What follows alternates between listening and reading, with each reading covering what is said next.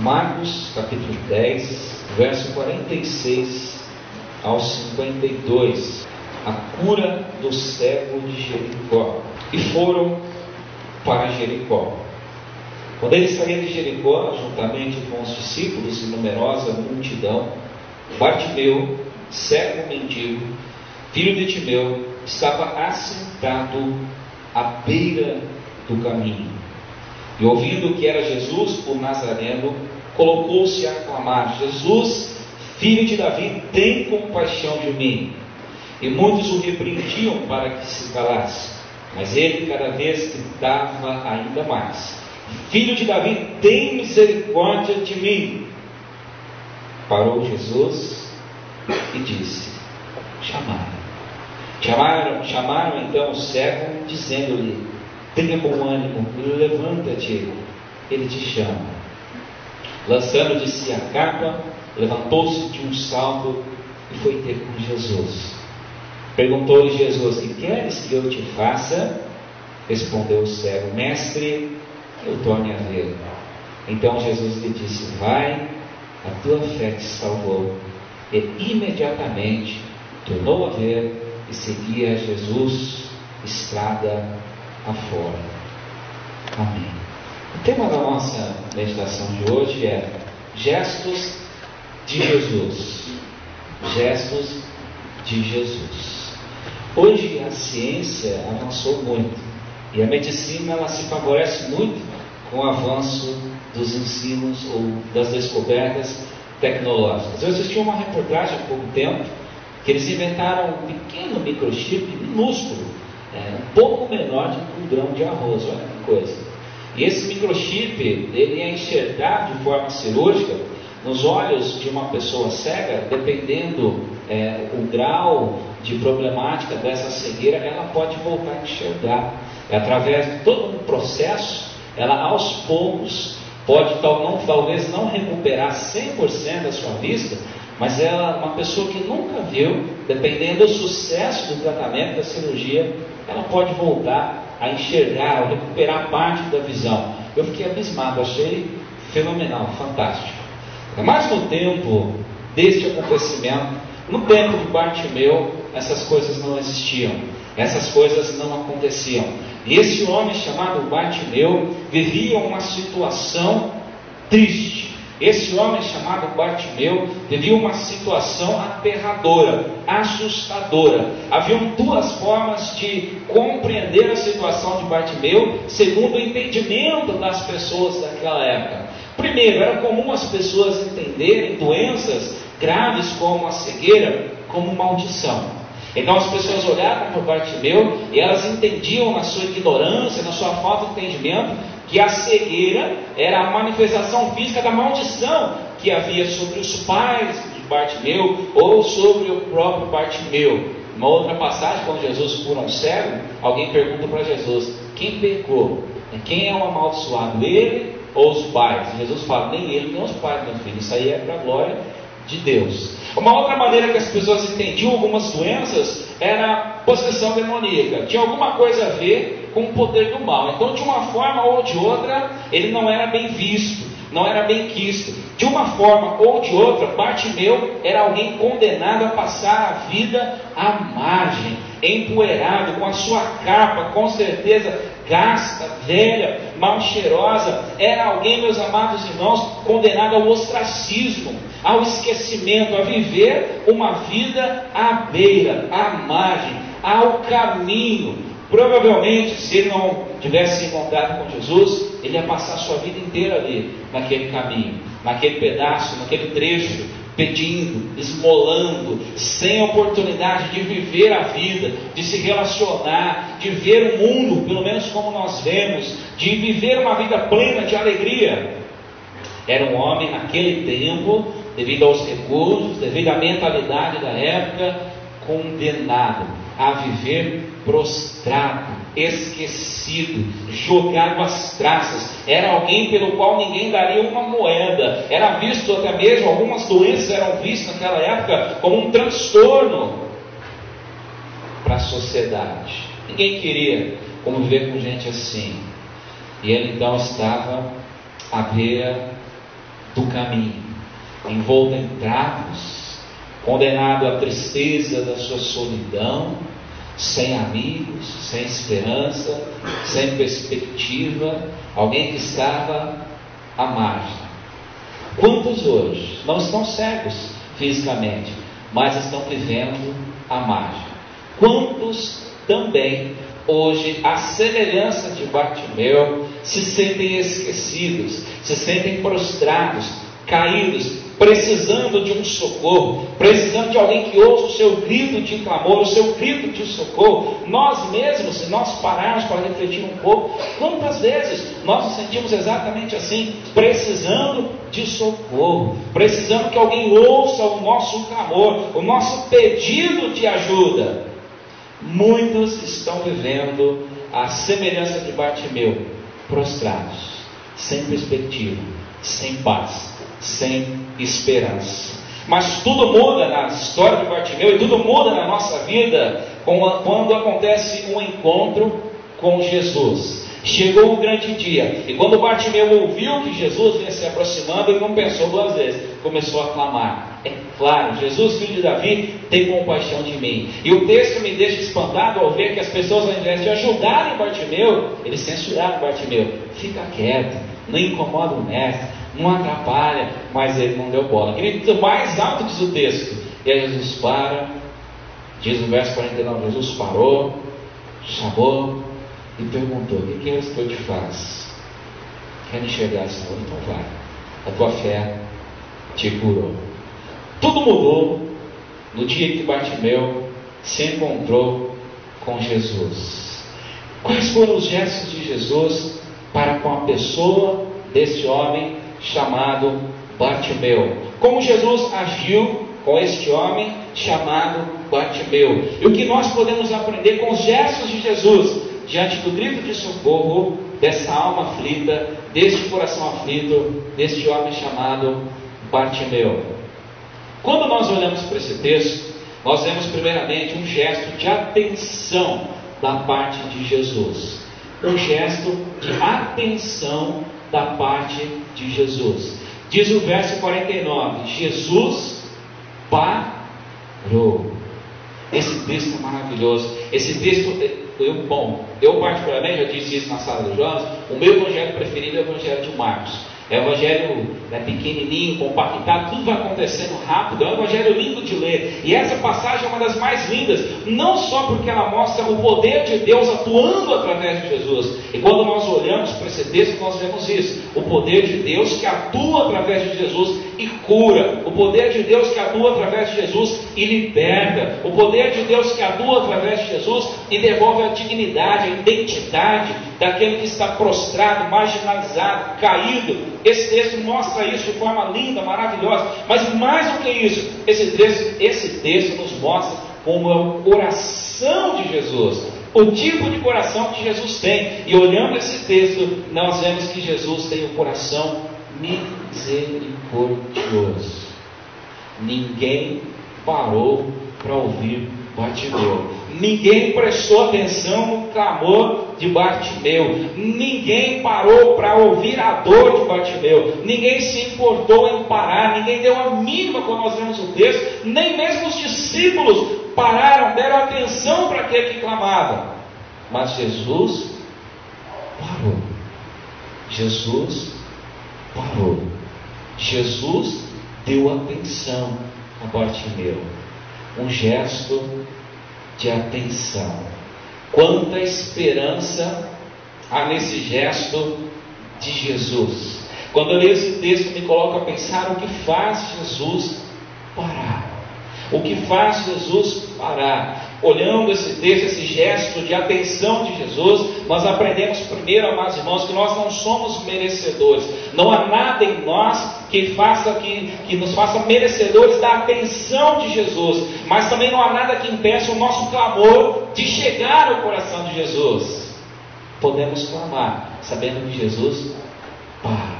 Não há nada em nós que nos torne merecedores da atenção, das bênçãos, do cuidado de Jesus. Mas por ter um coração misericordioso, nós podemos saber que o nosso clamor chega ao coração de Jesus. O nosso clamor toca o coração de Jesus. O nosso clamor, a nossa oração, o nosso pedido de socorro, a nossa entrega não passa desapercebido aos olhos de Jesus. Jesus é o Deus atencioso para com o seu povo. Jesus é o Deus que nos revela amor, misericórdia. É um Deus que está com os olhos voltados para o seu povo. Um gesto de atenção. Jesus parou. Eu não sei quais são as suas lutas, os seus problemas, cada qual tem as suas, cada qual tem o seu fardo, cada qual tem as suas dificuldades, mas olhando para esse texto nós podemos ter esperança, sabendo que mesmo não merecendo, nós podemos clamar, e pela fé, por misericórdia, por ter um coração misericordioso, o nosso clamor faz Jesus parar, chama a atenção, chega ao coração de Jesus. Jesus parou.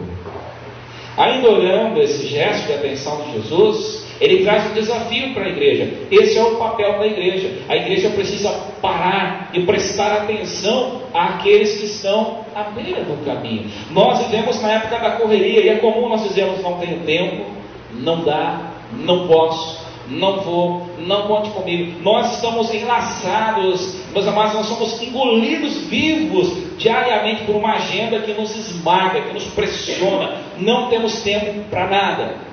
Mas esse é o desafio da igreja.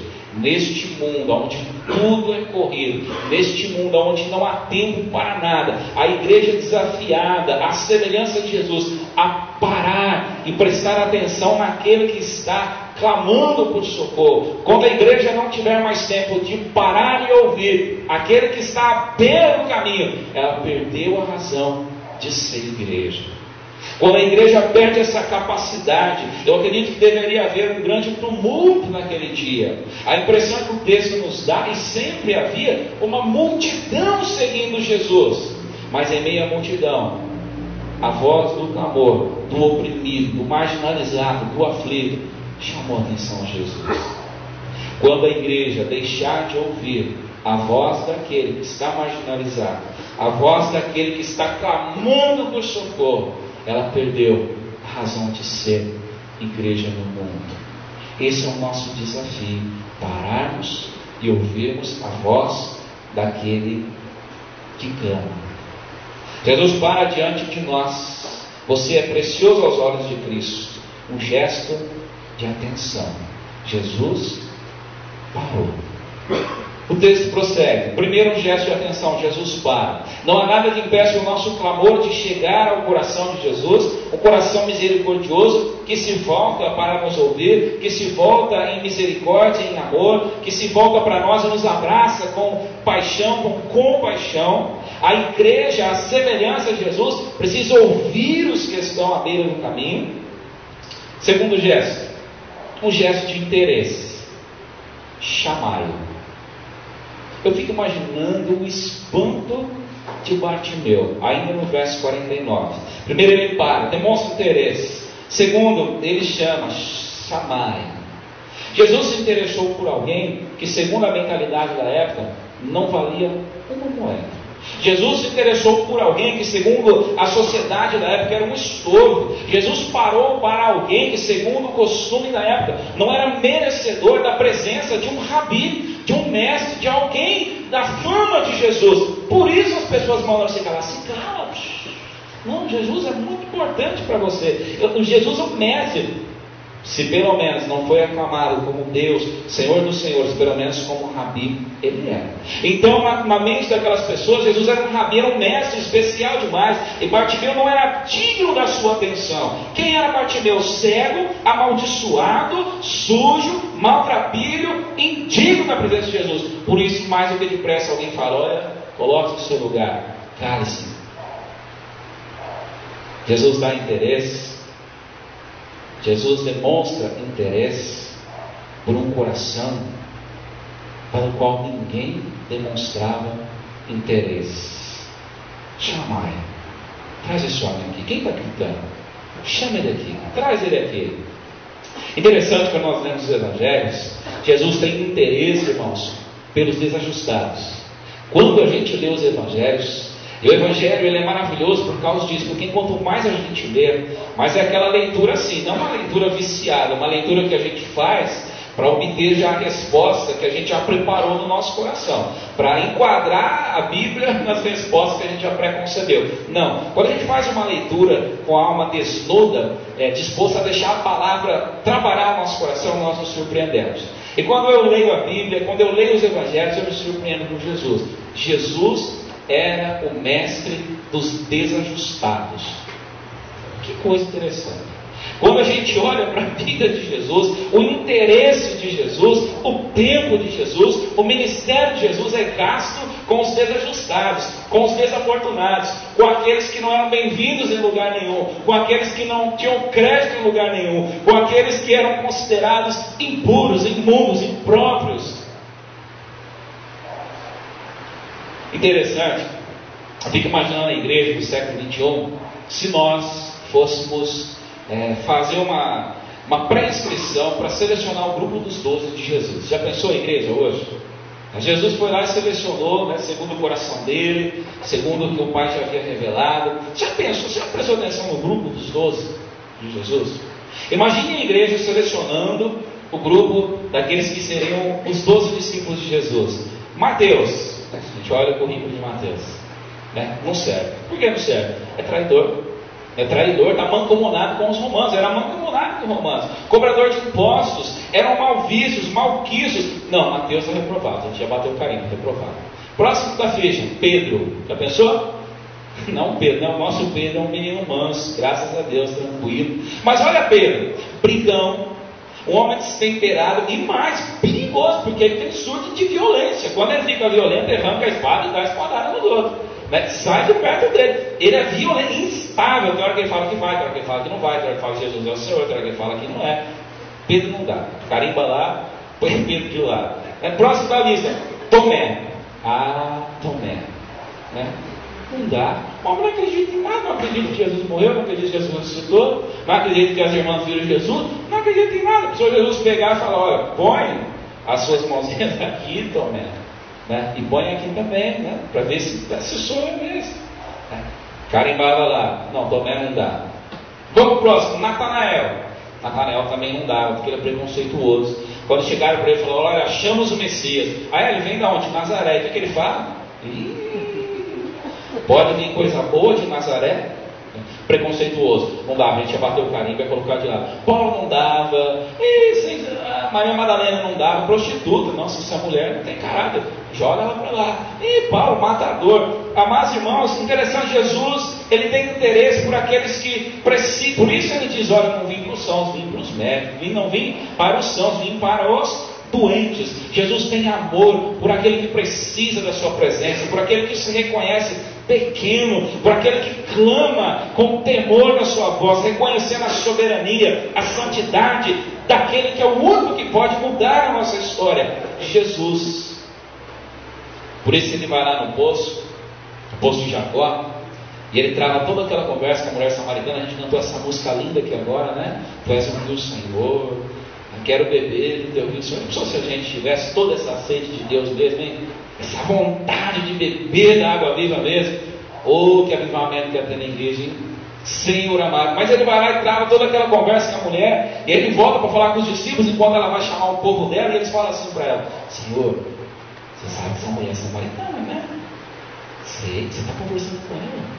Não conversa com ela, não. Jesus tinha o interesse pelos desprezados. Quando Jesus vai passando, ele vê um baixinho. Por isso, se você não tem mais de 1,60 m, 1,70 m, não se sinta menosprezado. Jesus ama os baixinhos também, não é, Jean?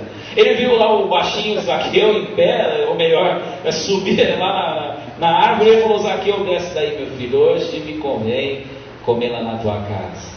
E aí, quando Jesus está jantando, os discípulos, os fariseus, chamam os discípulos de Jesus e falam assim: olha, o mestre de vocês é um cara meio desajustado, né? O mestre de vocês é um cara meio diferente, né? Por quê? Porque ele come na casa do publicano, um pecador. Jesus tem um interesse todo especial pelos desajustados, pelos desafortunados. Jesus mostrou interesse por Zaqueu.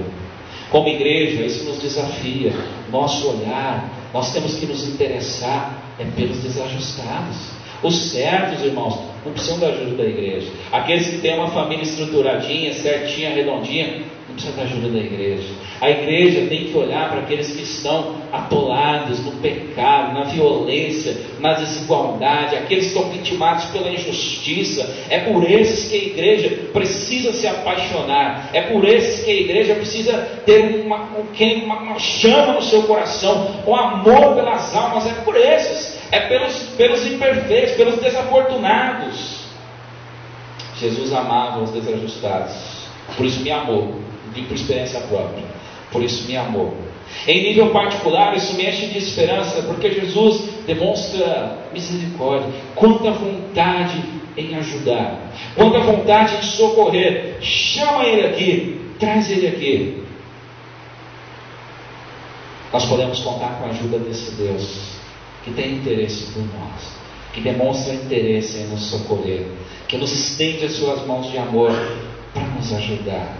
Como Jesus chamou Bartimeu, nós podemos ouvir Jesus hoje falando conosco pelo Espírito, acalmando o nosso coração, respondendo às nossas dúvidas, falando ao nosso coração, um gesto de interesse. O texto segue. E o próximo gesto de Jesus é um gesto de boa vontade, o verso 51. Perguntou-lhe Jesus: que queres que eu te faça? Primeiro, um gesto de atenção. Jesus deu atenção para um homem que ninguém dava atenção. Segundo, um gesto de interesse. Jesus se interessou por uma pessoa que ninguém se interessava. E terceiro, um gesto de boa vontade. Que queres que eu te faça? É interessante essa pergunta. A gente precisa prestar atenção em cada palavra que tem na Bíblia. O que queres que eu te faça? Eu, Jesus, o Senhor está nos ensinando aonde nós vamos encontrar socorro e aonde nós não vamos encontrar socorro. Através dessa pergunta de Jesus, eu aprendo aonde nós vamos encontrar refrigério e aonde nós não vamos encontrar refrigério. O que queres que eu te faça?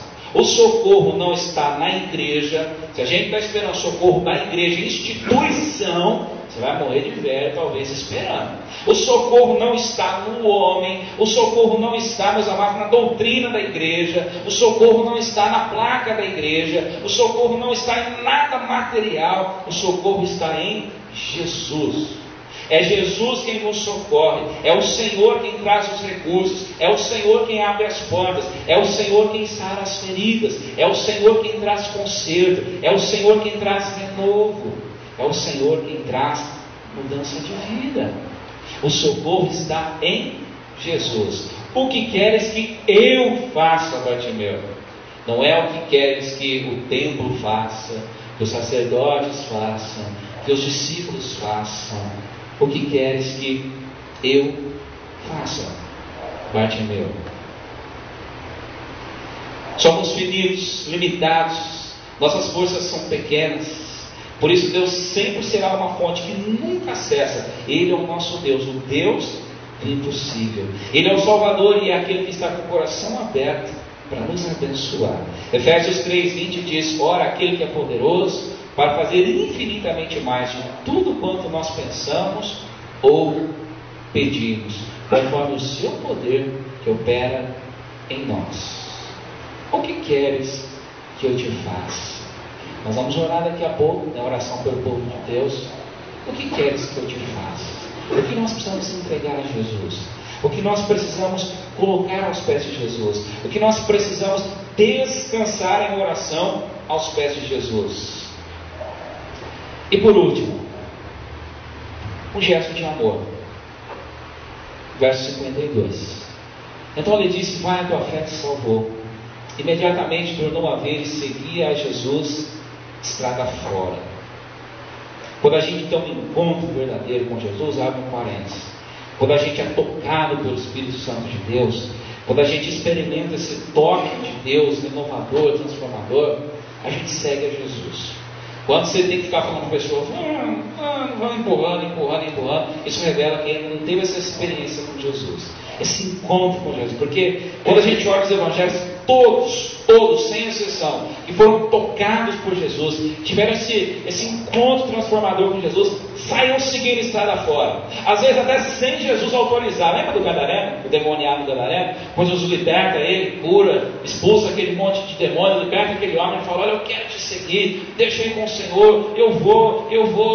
Jesus fala: não, você não vai. Sabe o que você vai fazer? Você vai voltar lá para o teu povoado, vai falar para o teu povo lá quem sou eu. O encontro com Jesus causa isso, esse desejo de seguir o Senhor. É o que parece.